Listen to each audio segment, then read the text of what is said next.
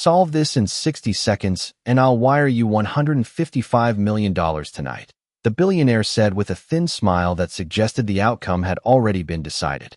A few guests laughed softly around the table, the kind of polite laughter people offer when someone powerful decides to make a joke. The rooftop ballroom of the Meridian Tower overlooked the Manhattan skyline, 40 stories above the restless glow of traffic and neon, and rain slid quietly across the tall glass windows like silver threads in the night. Crystal chandeliers reflected warm light across polished marble floors while a piano played somewhere in the distance, slow and elegant, barely louder than the low hum of conversation between investors, lawyers, and visiting executives. Damian Blackwell stood near the center of the room, tall, composed, the kind of man whose tailored suit probably cost more than most people's monthly rent. At 38, he had built a reputation that traveled ahead of him into every room. Ruthless negotiator, brilliant strategist, and a billionaire who enjoyed watching people reveal who they truly were when money entered the conversation. Tonight was supposed to be a celebration dinner for a major acquisition, a quiet gathering of powerful men who moved markets with signatures and phone calls. But Damian had always believed that the most interesting moments happened when someone unexpected stepped into the spotlight. Across from him stood Evelyn Carter, a waitress whose black uniform blended almost perfectly into the background of the evening. Her hair was tied neatly behind her head, a simple ponytail that kept it away from her face, while she carried trays of espresso cups and sparkling water between tables filled with men discussing numbers larger than most Americans would earn in a lifetime. She had worked this rooftop floor for nearly 6 months now, long enough to learn the rhythm of wealthy conversations and the careful choreography of service that allowed guests to feel important without ever noticing the staff around them. Most people barely remembered her name. Many didn't even try. But Damian had noticed her earlier that evening when she corrected a misprinted wine label with a quiet comment that revealed she knew far more about French vineyards than most people in the room. It had been a small moment, almost invisible, but Damian Blackwell had built an empire by paying attention to small moments.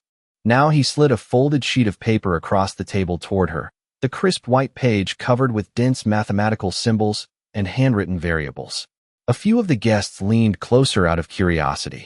One of the visiting investors, an older man with silver hair and a gold watch that gleamed under the chandelier light, raised an eyebrow in amusement. Damian tapped the paper once with his finger. "A simple puzzle," he said calmly. "Solve it before my watch reaches 0, and I'll send the money immediately." He lifted his wrist, revealing a polished Swiss watch whose face glowed softly in the dim light. 60 seconds. The second hand began to move. Around the table, several people chuckled again, assuming this was another one of Damian's famous social experiments, the kind where he tested how quickly someone would admit defeat when confronted with something beyond them. Someone whispered that the problem on the page looked like advanced financial modeling, the sort of equation used by hedge funds and research economists. Certainly not something a waitress would solve between refilling coffee cups. Evelyn Carter looked down at the page.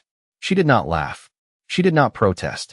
She simply studied the symbols with a calm expression that made the room a little quieter than it had been before. The piano continued its gentle melody somewhere across the ballroom. Rain slid down the windows. And for the first time that evening, Damian Blackwell noticed that the waitress hadn't asked a single question about the money. The second hand on Damian Blackwell's watch continued its smooth, relentless sweep across the polished face of the dial, each movement quiet but impossible to ignore in the sudden stillness that had settled around the table. 57 seconds remained. Evelyn Carter did not touch the paper yet. She simply read it. Her eyes moved slowly across the lines of symbols and variables as if she were reading a familiar language rather than confronting something meant to intimidate her. Around her, the room waited. A few guests leaned closer, curiosity replacing amusement.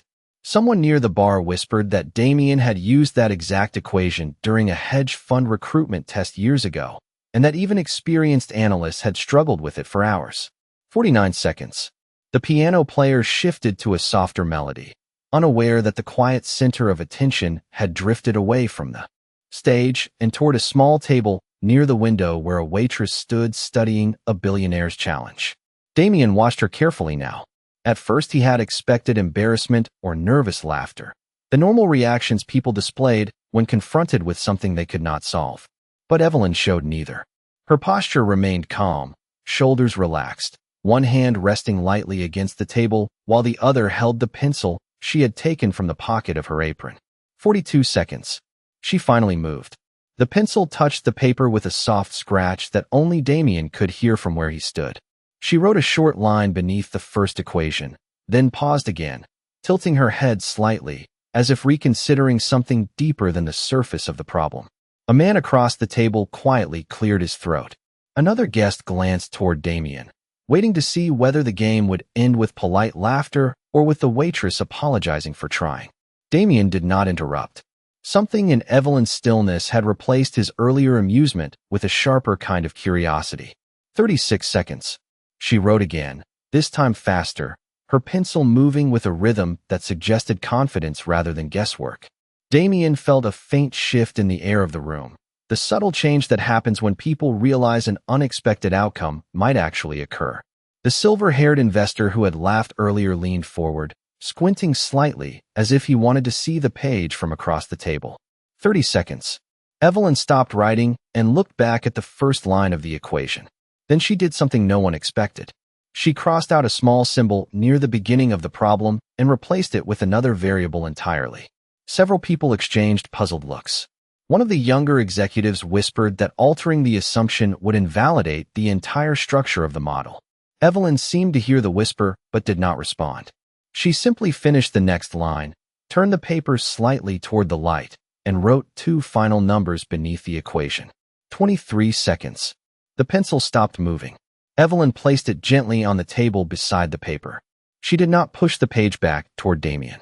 She simply looked up at him with the same calm expression she had worn all evening while serving drinks. Damien glanced at the paper. The room waited. For a brief moment. He did not speak, and the only sound inside the rooftop ballroom was the rain sliding quietly down the glass windows high above Manhattan. Damien Blackwell did not look at Evelyn when he first picked up the paper. He looked at the equation. The room leaned in closer without anyone realizing it. From the far side of the table, the silver-haired investor adjusted his glasses and tried to read the symbols upside down, but the page remained angled toward Damien alone. For several seconds, the billionaire said nothing. The quiet stretched across the rooftop ballroom like a held breath. Outside, rain continued sliding down the tall glass windows, blurring the city lights of Manhattan into long streaks of gold and red far below the 40th floor. Damien's eyes moved slowly across the page. The first line of the equation was exactly the same as when he had written it earlier that afternoon. But the second line was not. Evelyn had replaced one variable near the foundation of the model. A small change, almost invisible, yet the entire structure of the equation shifted because of it. Damien read the next line, then the final one. His expression did not change immediately, but something subtle happened in his posture. The faint smile he had worn since the beginning of the challenge disappeared. 20 seconds still remained on the watch at his wrist. Across the table, one of the younger executives leaned toward another guest and whispered that the waitress had probably misunderstood the premise. Someone else quietly suggested that the numbers written at the bottom could not possibly be correct because the model required the original assumption to remain constant. Damien heard none of it. His attention remained fixed on the page. He ran the logic through his mind once more, mentally rebuilding the equation from the top with the altered variable Evelyn had inserted. The answer changed everything. It did not simply solve the puzzle. It exposed the flaw hidden inside it. Slowly, Damien lifted his eyes from the paper and looked at Evelyn Carter. She stood exactly where she had been a minute earlier, calm and patient, her hands resting lightly at her sides, as if she were waiting for a coffee order rather than the reaction of one of the most powerful investors in the room. Damien tapped the paper once against the table. "You changed the assumption," he said quietly. Evelyn nodded once. "Yes, sir." The guests around them exchanged confused glances. The silver-haired investor leaned forward. "Changed it how?" he asked. Evelyn did not immediately answer him. Her eyes remained on Damien because he was the one who had asked the question first. "The model assumes the risk remains evenly distributed across the entire acquisition structure," she said calmly. "But it does not. When the leverage ratio crosses a certain threshold, the risk moves to the workforce layer. That makes the equation inaccurate." The room fell completely silent. Someone near the bar set down a glass a little too quickly. Damien looked back at the page again. She was right. The equation had always been meant as a stress test for analytical thinking, not as a literal blueprint for a real-world deal. But Evelyn had gone one step further. She had treated it like reality. And that was why the answer at the bottom of the page changed the outcome entirely. Damien leaned back slightly in his chair and studied her face with a new kind of attention. "How long did it take you to see that?" he asked. Evelyn glanced at the watch on his wrist where the second hand continued its steady movement. "About 15 seconds, she said softly. Around the table, several people stared at her, as if they had just realized the quiet waitress refilling their water glasses was not who they had assumed she was. No one laughed this time. The quiet that followed Evelyn's answer felt heavier than the music drifting from the piano across the ballroom. Damien Blackwell rested his elbows lightly on the edge of the table, the sheet of paper still in his hand, and studied the waitress in front of him as if he were examining a detail he had overlooked in a contract worth billions of dollars. The guests around him had stopped pretending this was entertainment. Now they were listening. Outside the towering windows, the rain continued falling across Manhattan, the city lights stretching into blurred reflections along the glass, like moving constellations. Damien turned the page slowly and placed it flat on the table so that everyone could see the equations written in Evelyn's steady pencil lines. "She did not just solve it," he said calmly. "She corrected it." The silver-haired investor leaned closer, reading the lines carefully. His eyebrows rose slightly as he followed the logic. Another guest beside him began murmuring through the numbers, tracing the equation step by step. The reaction moved across the table like a slow ripple. Confusion first, then realization. Finally silence again. Damien's watch continued ticking softly on his wrist.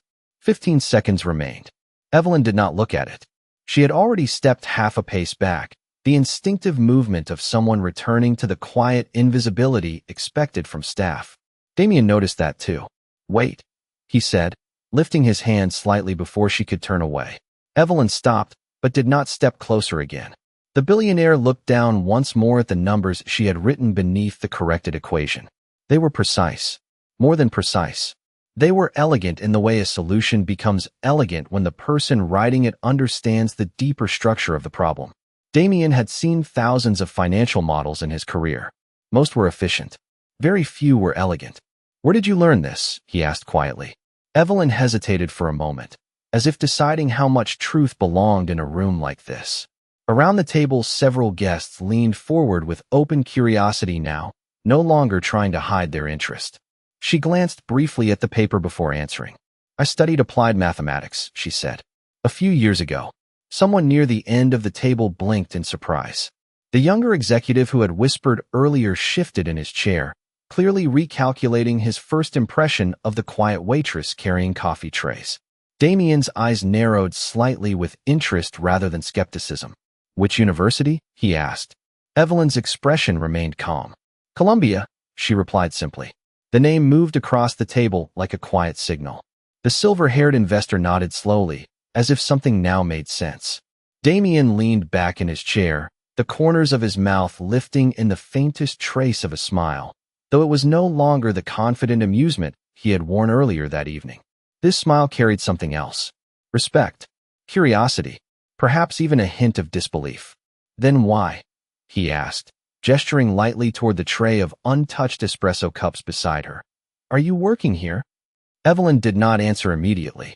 For the first time since the challenge began, her gaze moved away from the equation and toward the wide window overlooking the rain-washed skyline of Manhattan. The city glowed below, them with the restless energy of millions of lives unfolding at once. When she finally spoke, her voice remained steady. "Because life does not always follow the model," she said quietly. The guests around the table fell silent again. And for the first time that night, Damien Blackwell realized the puzzle he had placed on the table might not have been the most interesting problem in the room. Damien Blackwell remained seated for a moment longer, the corrected equation still resting on the table between them like an unexpected mirror reflecting something none of the guests had planned to see tonight. The quiet words Evelyn had spoken lingered in the air. Because life does not always follow the model. It was a simple sentence, Yet several people around the table shifted in their chairs as if it carried more truth than they were comfortable examining. Damien glanced again at the watch on his wrist. The second hand completed its final sweep across the dial. Time was up. 60 seconds had passed. Slowly, he placed the paper down in front of him and folded his hands together, studying Evelyn Carter with the measured attention he usually reserved for negotiations worth hundreds of millions of dollars. The room waited for his verdict. In Damien's world, outcomes were rarely uncertain. Decisions happened quickly and people adapted. But this moment felt different. The challenge had begun as a display of power. Now it felt like something else entirely. The silver-haired investor cleared his throat gently. "Well," he said with careful amusement, "technically the watch has stopped." Damien did not look at him. His eyes remained on Evelyn. "Yes," he said quietly, "it has." A faint murmur moved through the guests seated around the table.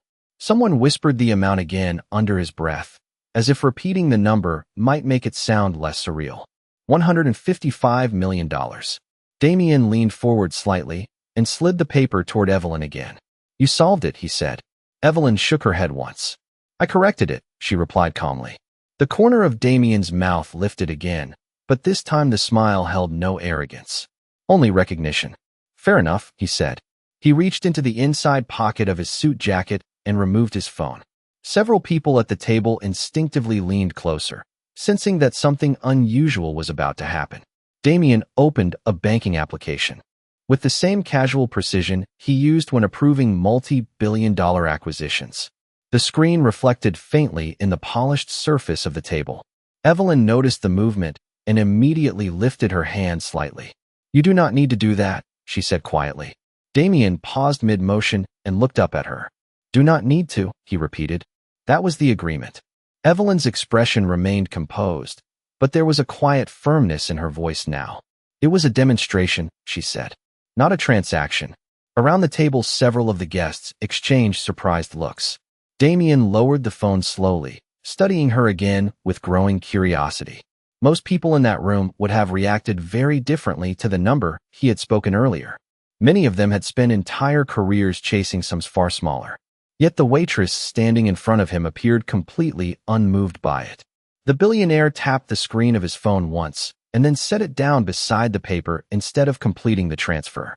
"You realize," he said calmly, "that most people would not hesitate." Evelyn nodded. "Yes," she said. Damien tilted his head slightly. "But you did." For the first time that evening, a faint hint of a smile appeared on Evelyn's face.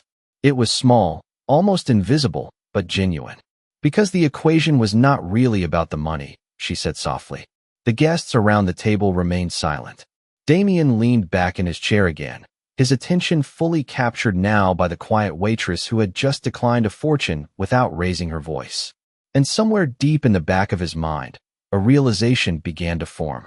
For the first time in a very long while, Damien Blackwell was no longer the one controlling the direction of the conversation. The quiet smile on Evelyn Carter's face lingered for only a moment before she returned to the calm composure that had carried her through the entire evening. Around the table, several guests were still watching her with the kind of curiosity normally reserved for rare financial opportunities. Yet Evelyn behaved as if nothing unusual had happened. She gently picked up the empty espresso cups from the edge of the table, stacking them carefully on the silver tray balanced against her arm. The motion was simple, practiced, almost invisible. But to Damien Blackwell, the gesture said something more powerful than any speech could have. Most people in that room would have remained frozen after declining a fortune. They would have tried to explain themselves, defend their decision, or at least savor the moment of attention. Evelyn did none of those things. She simply continued doing her job. Damien watched her for several seconds before speaking again. "You said the equation was not about the money," he said calmly. His voice carried across the table without rising. "Then what was it about?" Evelyn placed the final cup onto the tray before answering. Her movements remained steady, but her eyes briefly returned to the sheet of paper resting on the table. "It was about assumptions," she said quietly. The silver-haired investor leaned forward again. "Assumptions?" he repeated. Evelyn nodded once.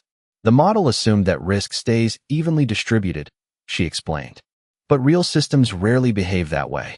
Eventually the cost moves somewhere." usually toward the people with the least control over the decision. A few of the guests shifted uncomfortably. They understood exactly what she meant. Corporate models often looked balanced on spreadsheets. Reality did not always share that balance. Damien's expression did not change, but something thoughtful appeared behind his eyes. "And you saw that in 15 seconds, he said. Evelyn gave a small shrug. "I have seen it before," she replied. That answer caught Damien's attention more than anything she had said so far. He leaned forward slightly again. "Where?" Evelyn hesitated for the first time since the conversation had begun.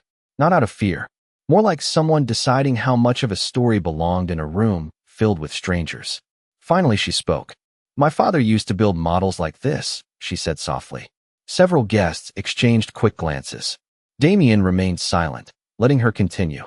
"He worked in financial risk analysis," Evelyn said. "He believed that equations should protect people, not hide consequences from them." The room grew still again.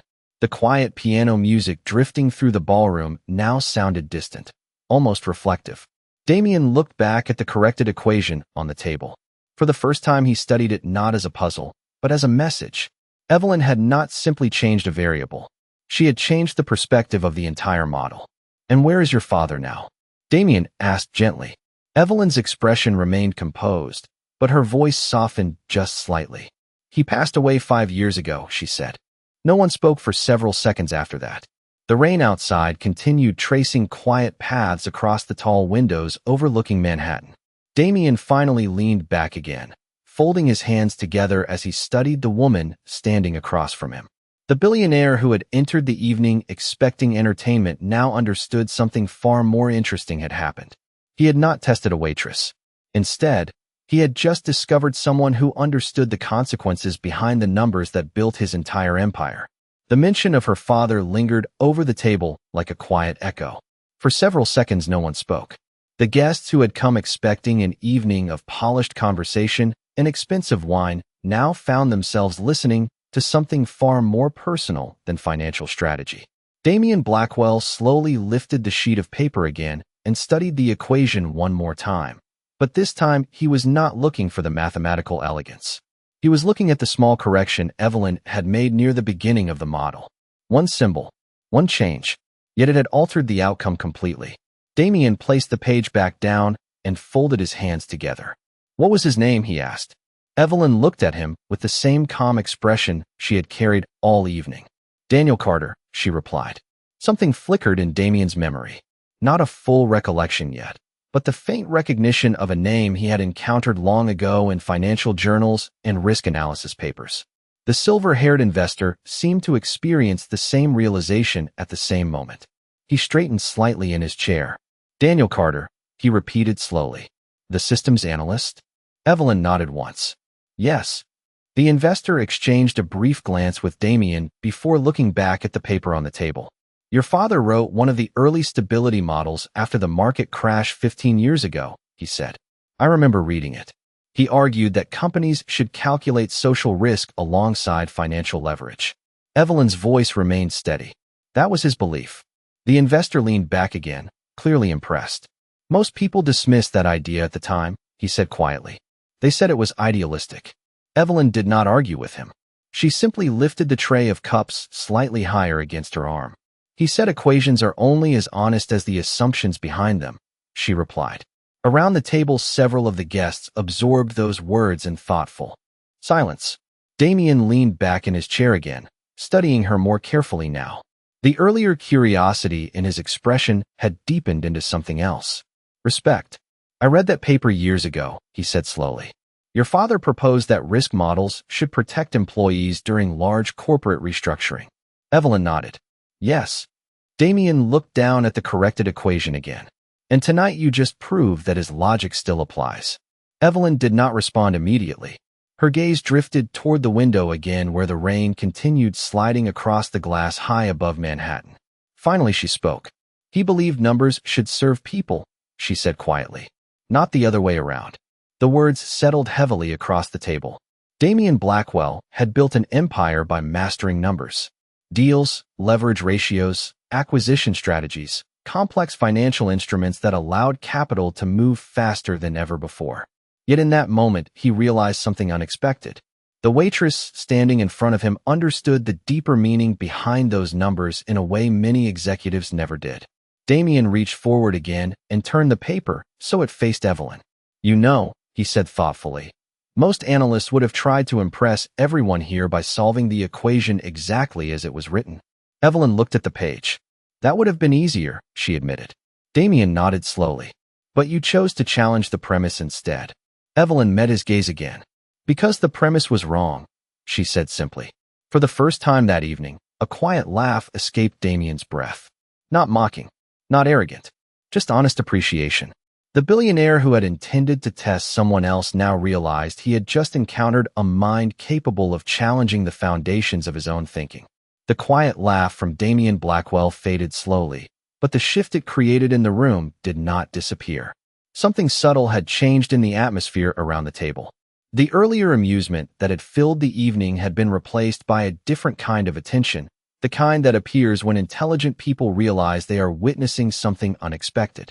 Evelyn Carter still stood with the tray balanced against her arm, calm and composed, yet every person at the table now looked at her differently. She was no longer invisible. Damien rested one hand lightly against the edge of the table while the other tapped once against the sheet of paper.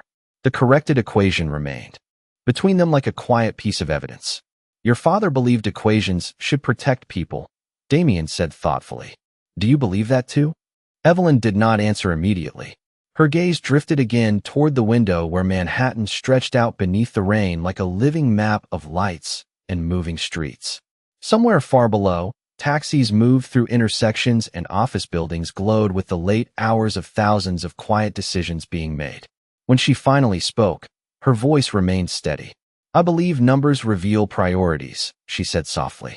Damien tilted his head slightly, interested. "Meaning?"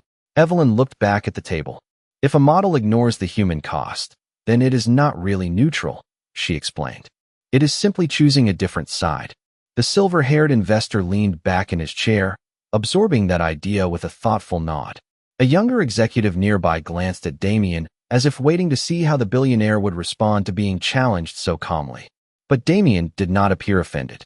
Instead, he studied Evelyn with a level of attention that had grown steadily since the moment she first touched the equation. "You realize," he said slowly, "that the deal we are discussing tonight is built on models very similar to the one you corrected." Several guests shifted again. The statement carried weight now. Evelyn did not appear surprised. "Yes," she replied quietly. Damien watched her carefully. "And yet you still changed the premise." Evelyn's answer came without hesitation. "Because if the premise stays wrong, the outcome will stay wrong too." The simplicity of that sentence settled over the table like a quiet truth no one could easily dismiss. Damien leaned back again, folding his arms loosely as he looked at the paper once more. The numbers written in pencil were still precise, still elegant, but now they represented something larger than a puzzle. They represented a different way of thinking. For a long moment, he said nothing. Then he picked up his phone again. Several guests glanced at the screen, expecting the earlier transfer to finally happen. But Damien did not open the banking application this time. Instead, he opened a blank contact entry and placed the phone on the table facing Evelyn. "What are you doing tomorrow morning?" he asked.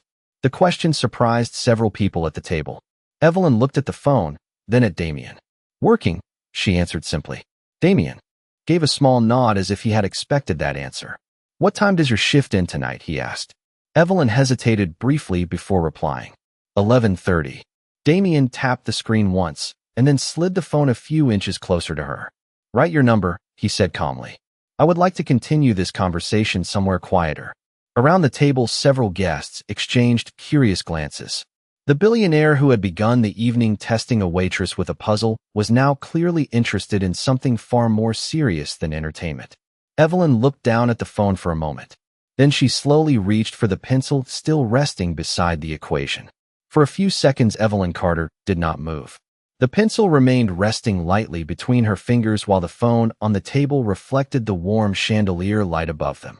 Around the table, several guests watched quietly, sensing that this moment carried more meaning than the puzzle that had started the evening. Damien Blackwell did not rush her. He simply waited with the same calm patience he used during high-level negotiations, though the expression on his face now held curiosity rather than calculation. Outside the towering windows, the rain continued to fall across Manhattan, tracing slow silver lines down the glass, while the distant city traffic glowed like moving rivers of light far below the rooftop ballroom. Evelyn finally lowered her gaze to the phone. The blank contact screen waited silently, a small empty space where a decision could begin. She turned the pencil once between her fingers and then looked back at Damien. "Why?" she asked quietly. The question was simple, but the entire table heard the meaning behind it. Damien leaned back slightly in his chair, considering his answer with unusual honesty. "Because I have spent most of my career surrounded by people who solve equations exactly the way they are written," he said. "And tonight you were the first person who questioned whether the equation itself deserved to exist." The silver-haired investor smiled faintly at that response, but he did not interrupt. Evelyn studied Damien for a moment longer, as if weighing the sincerity behind his words. The billionaire who had begun the evening with confidence and control now looked more thoughtful than triumphant. She finally reached forward and wrote a number on the screen with the same steady handwriting she had used on the equation earlier. When she finished, she slid the phone gently back across the table toward him. Damien glanced at the number and saved the contact without another word.